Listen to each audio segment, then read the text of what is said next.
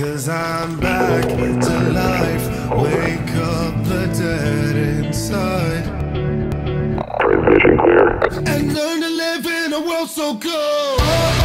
All right, what's up, everyone? Back at it again. It is DW Darkwing Dad. First and foremost, thank you so much for popping in today and checking out today's video, whether you are a regular or you are a first-time viewer. Hats off to you for taking time out of the day and checking out today's video. If it is your first time stopping by the channel, before you leave, don't forget to click the subscribe button because I have a plethora of 3D printing related videos on deck for the rest of the year. But speaking about videos, in today's video, today we are going to be building the Ordinal Soldier from Half-Life. Yes, that dude right there. So I used a lot of my favorite techniques to help build this helmet. There were a lot of in-depth and nitty-gritty areas I had to work on, so I brought out the heavy guns for this one. Ultimately ended in a pretty awesome helmet that you will see here shortly. There will be a lot of sublinks in the description, so if there are any processes that I briefly touch on and you want a more in-depth video, there are furthermore tutorials in some of the links that will be in the description box, so don't be afraid to check this out. Without any further ado, I'm not going to waste any more time. Let's get right into building the Ordinal Soldier. Let's go. All right, so printing this helmet, I went ahead and did it on my Creality K1 Max. I used some Sunlu high-speed PLA Plus, and it turned out really good. You can see all of the pieces here. The smaller, more detailed pieces were printed at a 0.2. Pretty much the remainder of the helmet was printed with a 0.24. Because of size constraints, I did have to go ahead and crop and weld this together.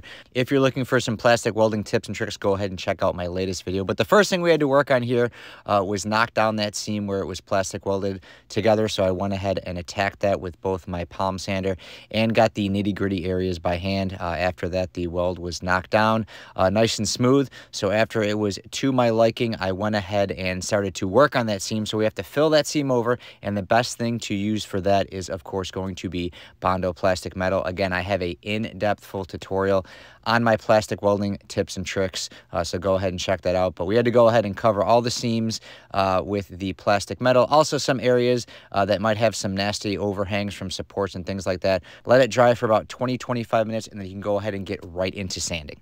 When sanding plastic metal, you can go ahead and get a little bit aggressive. I like to start it off with 80 grit and then follow it up with 220 just to kind of smooth everything out. Basically, every area that got plastic metal needs to be sanded.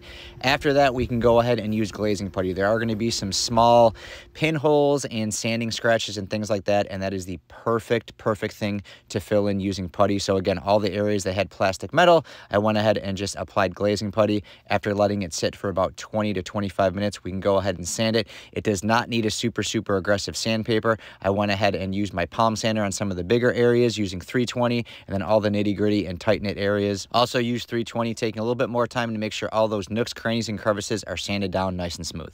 Next, we really want to make sure that weld seam is completely smooth and gone. So what I did is just grab some filler primer and went over that area that I worked on with the Bondo plastic metal and the glazing putty, and just made sure it looks completely uniform and nice and smooth. We don't want any dips. We don't want any high spots, anything like that. So I'm basically just putting this primer over there just to get a visual to make sure everything is nice and smooth. And you can see here after the primer coat, everything looks good, and we can start smoothing the rest of the helmet now. So to smooth this whole helmet here, we're going to be using the Upol Fantastic Putty, and yes, we're going to be reducing it down with acetone and actually spraying it. The best way to mix this up, get a little bit in a container cap here, and then actually pour it in a pill bottle and shake it up really good. This will ensure it's all mixed up nice and even. There's no clumps, there's no chunks that are going to clog or jam the gun. Once it's all mixed up, shake it for about 3 to 4 minutes, pour it in your gun, and then we can hop right outside. Set your regulator and set your fan. Make sure you've got a nice even flow through the gun. And you can go ahead and do this outside, just don't do it in direct sun. You can see here it's nice and cloudy and overcast. Perfectly okay to do it. Kind of saves up on cleanup time. And just go ahead and start spraying. Nice even coats. You can do as many coats as you need to. If you have something that has a lot of detail, I wouldn't load it on. But this mixture here, when you get the right ratio, it comes out thick but not too thick. So I probably did about 3 coats on this, going over all the areas real good, just making sure everything was nice and uniform. The awesome thing about this process here is it dries super fast, so sanding can be done almost instantaneously. But we don't want to jump into that just yet. We want to clean our gun. I know a lot of people have asked about cleaning our gun.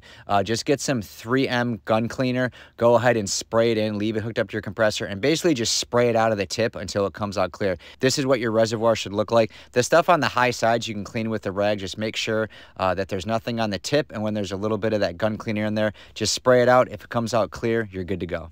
And now jumping right into sanding here, and like I said, you can sand this stuff almost instantaneously. 5 to 7 minutes after this stuff is sprayed, you can go ahead and sand. So I went ahead, and to keep the definition, I'm just doing all this by hand. It sands down really fast, really easy, fills in really great. So I'm just going over everything here with 180 and 220, starting to smooth everything out and knocking down those defects. Now let's take a look at our work, and let me give you some additional commentary and tips and tricks. All right, don't mind the mess here, but just giving you a quick shot of after a round of sanding that I spent maybe 25-30 minutes tops. And this is a very, very intricate helmet, and obviously it's going to need a lot of touch-ups. Keep in mind when spraying this Upol Fantastic, I didn't sand this at all. The only place that was sanded was where where I merged them together.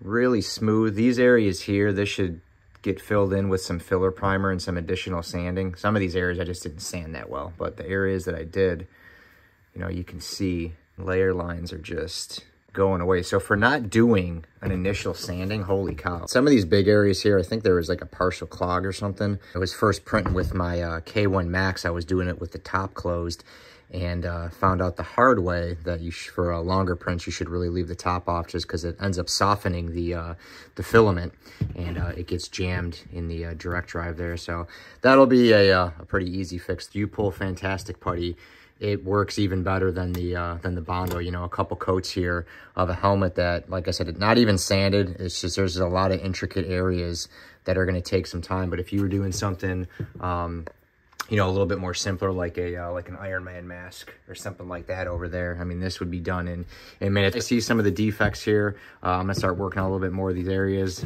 get some more filler, get some more putty, and then move on to filler primer and get this guy looking good. So in an attempt to speed things up, I actually did a little bit more sanding on the helmet, and I jumped right into using the Raptor 1K high build primer, and holy cow, it did a great job. So here's after a little bit of sanding and about 3 coats. We still have some work to do in the crevice areas, but all those big areas where that clog and those impurities are, you can see that it's really filling everything in really, really nice. So after that set for about 30-35 minutes, I jumped into sanding. I went over the majority of it with 320 and 400 and really focused on all the intricate areas, trying to keep the definition, some of those lines and just those crevices, bringing those all back. Once that was all done, we were able to jump into using some filler primer to get rid of some of those sanding scratches and just very, very minor impurities that were left over. And for that, I decided to use the Upol Fantastic Sandable. Absolutely awesome, awesome sandable primer. It still feels really, really good, but it's not as chunky and texturized as some other filler primers. So I did about 2 coats of that, and after that, just look how smooth this thing is looking. This thing is looking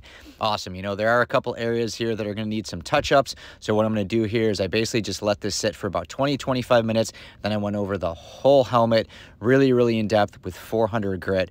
Once that was all smooth and sanded down, I went ahead and added a black sandable primer. And what this will do is really bring all the defects and impurities to light. If you ever want to see defects just a little bit better, more specific, go ahead and add a black primer coat. So I added about 2 coats of the Duplicolor Sandable, let that dry.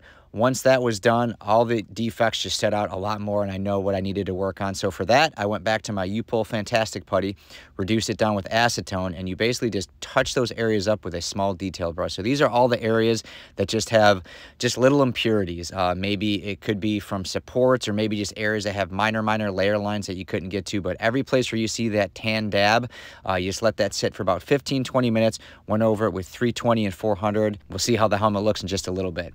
While that stuff dries from the final primer coat, it would start to work on all the earpieces. For this, a light scuff sand, and I went back to my Raptor 1K. This stuff works awesome. It's a high build primer. You can put a couple coats on.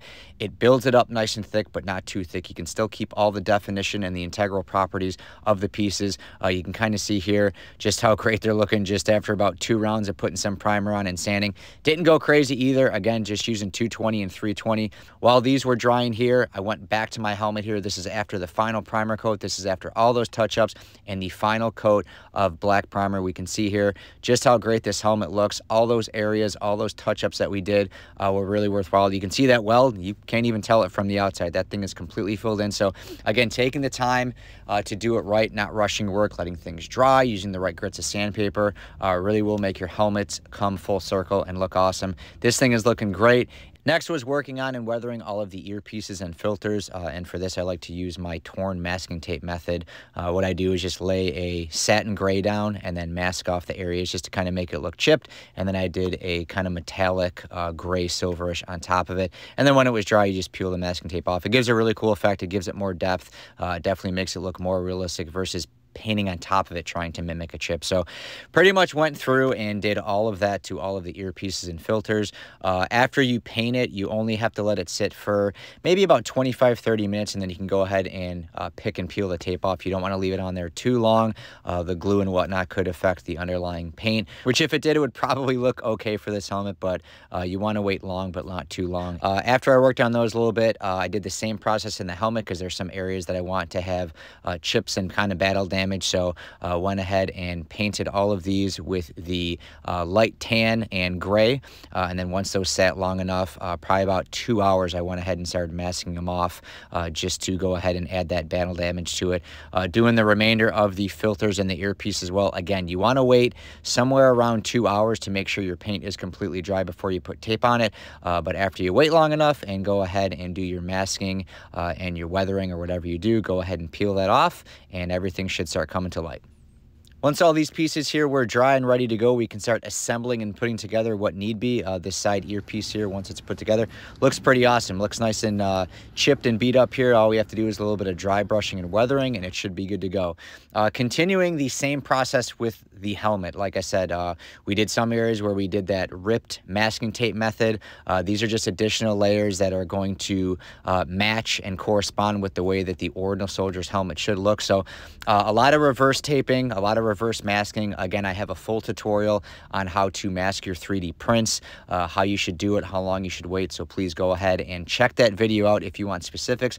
I will leave the link in the description. But again, just basically following my own tips and tricks here. Waited for everything to fully dry. Here we are getting into the final coats of the helmet here, where we are adding the final black base coat. And after the black base coat sat for several hours, the last thing that we had to do was add the yellow stripes on here. So I pretty much let that helmet sit for about 24 hours. It's always better to let the paint have more time to dry and cure than less. So after that was all set, I went ahead and masked the top of the helmet off and added the stripes on. They peeled off, no issue. There was no bleeding, no leaching, anything like that. Once everything was all dry, it was time to start putting all the filters on. At this point, they've all been weathered and dry brushed and just have a nice grungy look to them. So I am temporarily gluing them in place with some super glue. The side earpiece can go ahead and get screwed on and fastened with screws, so I went ahead and did that.